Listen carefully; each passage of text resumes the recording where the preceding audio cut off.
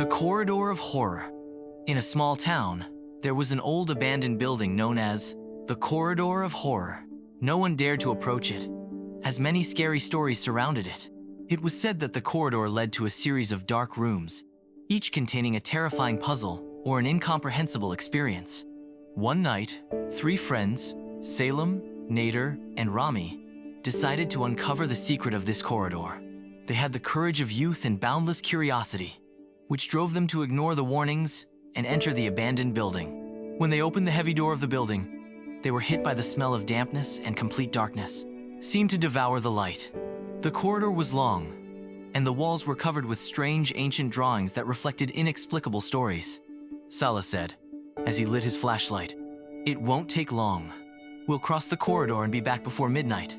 They began to walk cautiously, and with each step, the cold increased as if something was watching them. Suddenly, the door slammed shut behind them, making them jump in fear. Nader tried to open the door, but it wouldn't budge. Rami said in a trembling voice, "We have to keep going. Maybe we'll find an exit at the end." As they progressed, they heard strange sounds, whispers barely understandable, as if the walls were. They told stories from the past. In one of the side rooms, they found a large mirror covered in dust. When they wiped the dust off, they saw their reflection, but there was a fourth person standing behind them in the mirror.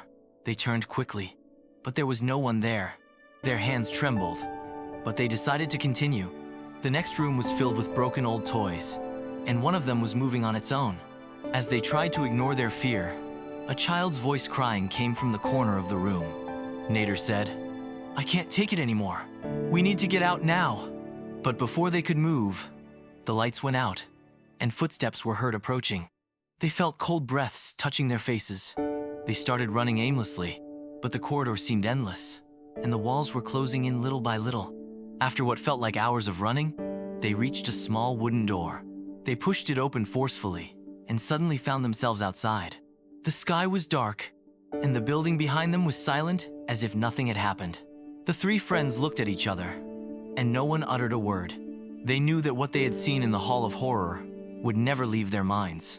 Since that day, no one in the town dared to approach the building, and the secrets of the corridor remained hidden in its darkness.